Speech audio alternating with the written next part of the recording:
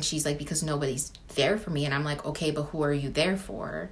Who are you there for? So right now, I'm in my mid-20s and I'm starting to realize that my friendship circle, or at least the intimacy of my friendships, are starting to get smaller and smaller and smaller. Now, a big part of this is just due to people growing up and having their own personal lives to take care of. People are getting big salary jobs, people are moving, people are starting their own families, people are getting married.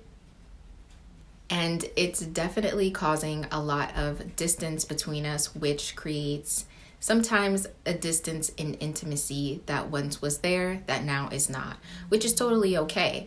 But the more and more friends that I start to make, I started to notice that a lot of people in their later 20s and their early 30s started to develop this sense and this fear of going throughout life alone, especially single people. And the reason why I started thinking about this was because I recently almost went through a friendship breakup, and people really do downplay friendship breakups so much. Friendship breakups, especially ones where you have deep intimacy with that person or you've been friends with that person for like 10 plus years, people downplay how much friendship breakups actually hurt and affect your life. I have a friend and she just went through a friendship breakup also.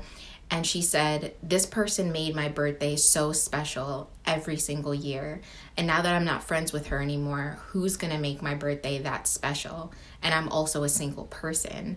And I started to think about that fear as well a little bit, that if I did lose the friends that I had, who would make my birthday special? Who would celebrate me? Who could I just be the person to like pinpoint and call at any moment when I'm down? There are a lot of people who are walking throughout this earth that don't kind of have that go-to person or that best friend, so to speak. As I got older, I started to realize that the quality of my life was greatly affected by who was in it. Not what I did, not what I accomplished, not everything that I became, but who I did life with. I can go on so many vacations solo and still have a great time. But if we're being honest, the quality of a really awesome vacation does depend on who you take with you. You're either going to have a really crappy vacation based on who you take with you, or you're going to have the best vacation of your life based on the people that you met in that country, that place, and also the people that you took with you. At the end of the day, a lot of the quality of our lives do depend on the quality of all of our relationships. So the number one thing that I think is really, really harming millennials and Gen Z when it comes to us being some of the loneliest generations to ever exist throughout history is that we suck at conflict. We suck at conflict resolution. I have seen people stop being friends over things that were so fickle and so dumb. It's interesting to me how we really do applaud longevity, and I slightly talked about this in my last video. We really, really applaud longevity when we see those group of girlfriends that have been friends for like 20 years. They're in the same sorority, they're still the same sorority sisters, or those guy friends who have been friends since like high school. We think that's so admirable, and we think that's so awesome that people could still grow up with their childhood friends, go to each other's weddings, have children together, watch each other's children grow up together.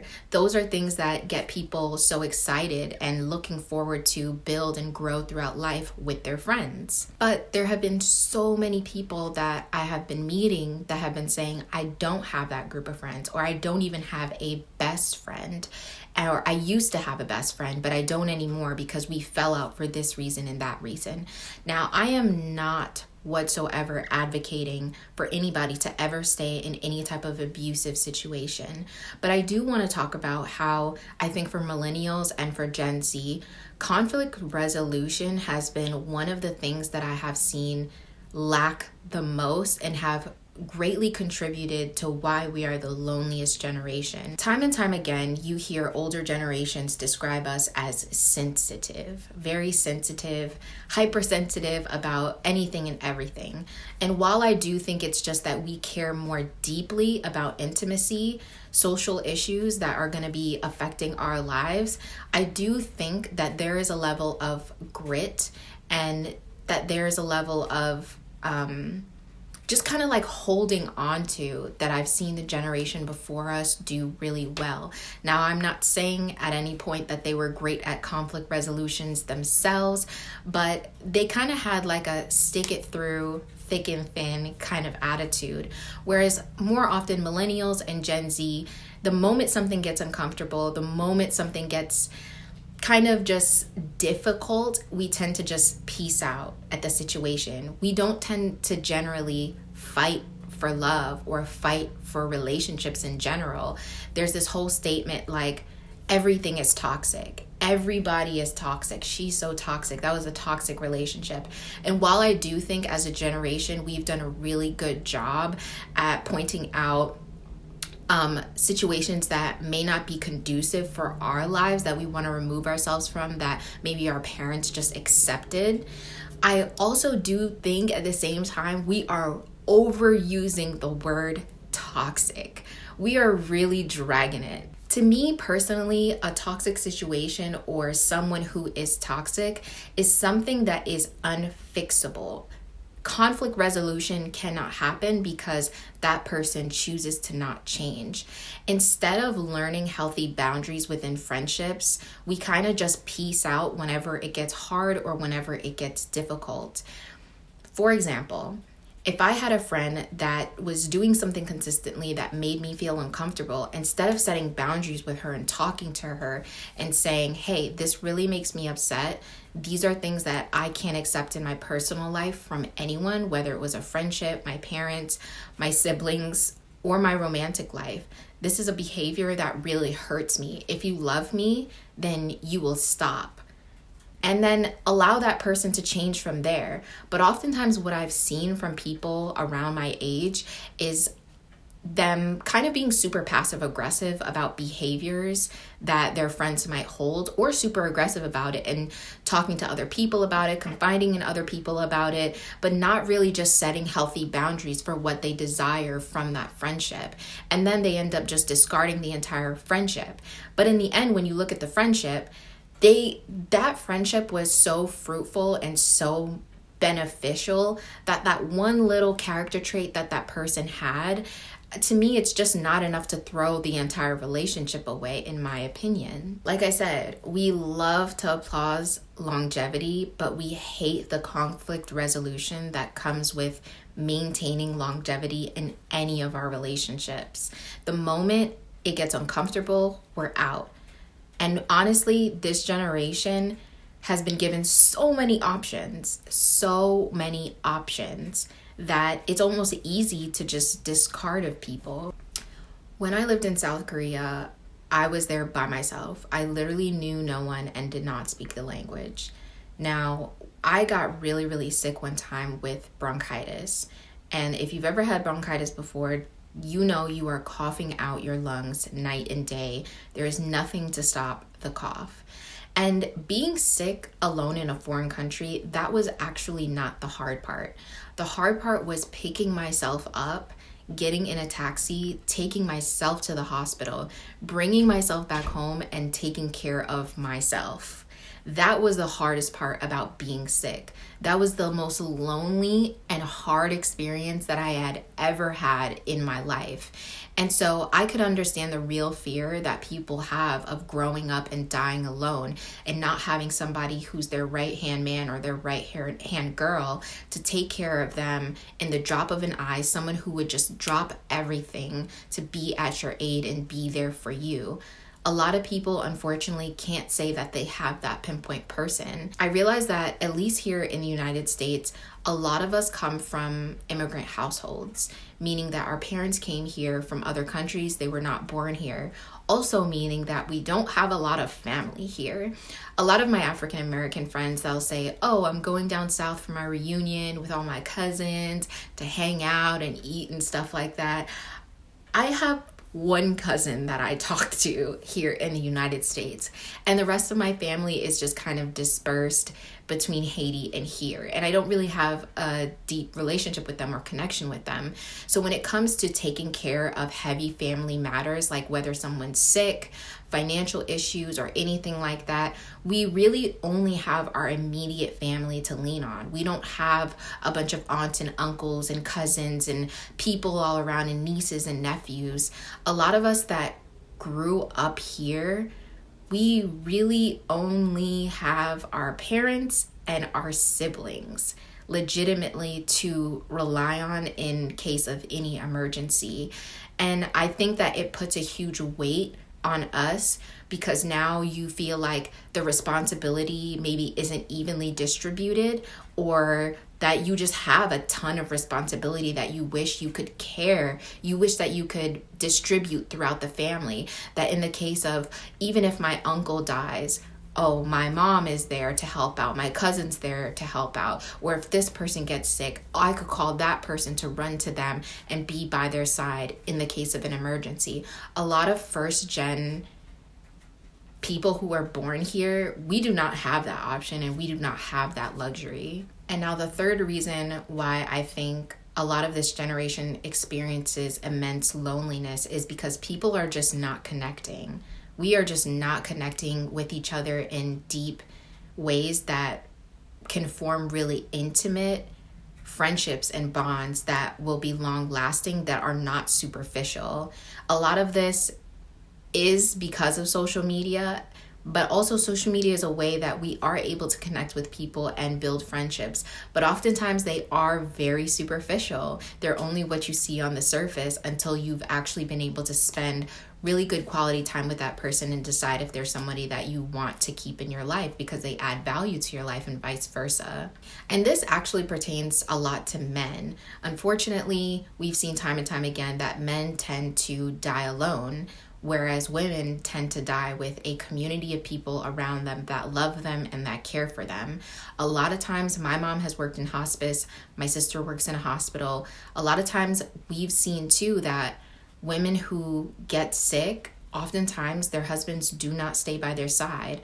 But when men get sick, they have their wives by their side. As soon as their wives die, they die right after. Because I think that men cannot handle the emotional weight of surviving alone without a partner, whereas women, we tend to thrive and just thrive within our friendship groups. It brings us so much quality of life and so much happiness. Whereas what I see with guys is that they tend to make these deep, meaningful relationships in high school and in maybe pre-college, but after that, they don't really push themselves to go in social settings. Oftentimes it's their wives that are like dragging them to the couples dinner or dragging them to the party to be around other couples, to make friendships, or dragging them to religious spaces like church or the mosque or whatever it may be. But generally, guys don't really put themselves out there in positions where they can develop meaningful connections. Whereas with women, it is a lot easier for us. I can go into a bathroom stall in a bar or a club and just make friends with girls that I don't even know, but we can connect either if we have on the same outfit, the same shoes. If I think she's looking good, I'm throwing her a compliment. Where are you from? Let's follow each other on Instagram. Now we're in a vacation in Colombia together. Whereas with guys, I just don't see that happening. So unfortunately, I think that's why it does lead to guys tending to die earlier and to die with a lot less people around them. And they tend to depend on like their eldest daughters to care for them, but they tend to not really have a lot of support around them when they need it. So while all of these things may be unfortunate, I think that I am only 24. I have light years of years ahead of me to have fun and make friends. But the truth is, everybody is getting busier. Everybody is gaining more responsibility.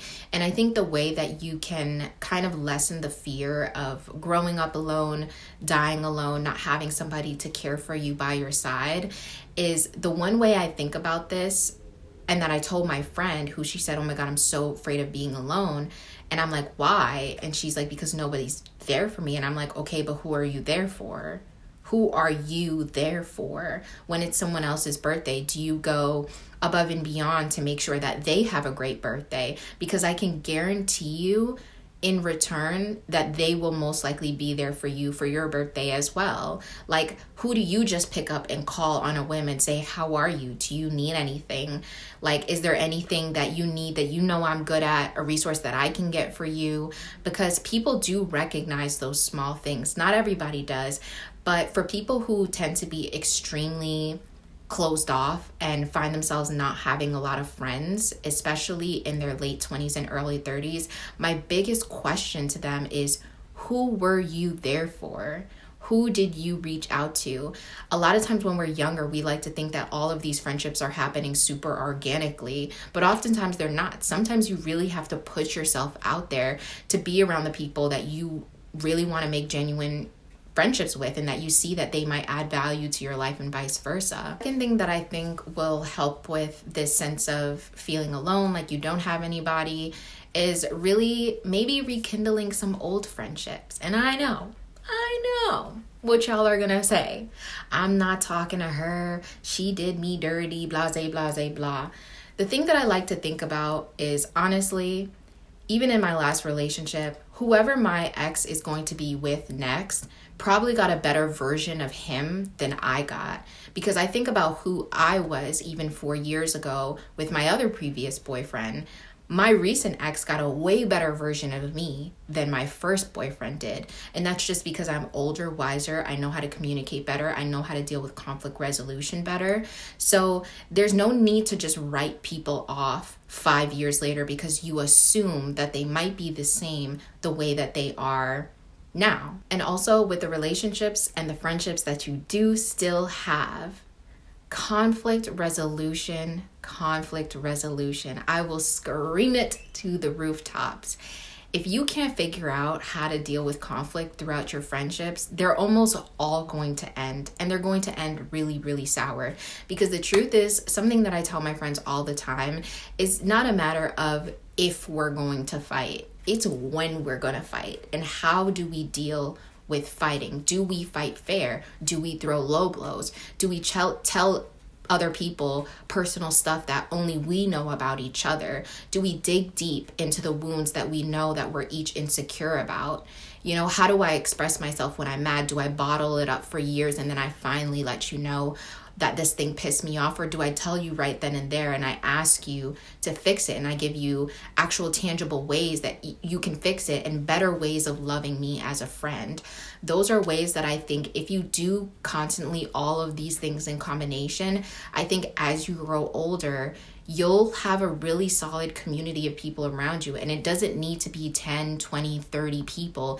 It just needs to be your core group of people that you find value in their lives and you're able to also pour into their lives and give value to, because this isn't just a take relationship, right? So those are the things that I think that even if I'm kind of nervous about getting older and realizing that people have so many responsibilities, that they're not focused entirely on all of their relationships. When I think about it again, most of the quality moments of my life have come through the relationships that I've had with people around me. Again, not my accomplishments, not things I've done, not even who I really became, but it was like who I was able to do life with along the journey. And I think that's what's most important, is hold those people tight that you do have, set boundaries, don't accept abuse, put yourself out there to connect with people more than you normally would, and figure out how to deal with conflict in a healthy way. And that's what I'm going to try to do going forward to kind of ease this feeling of just not having a lot of people in my corner and being alone. that's kind of the journey I'm taking, guys, and I hope that was helpful. So I'll see you guys in the next video. Bye.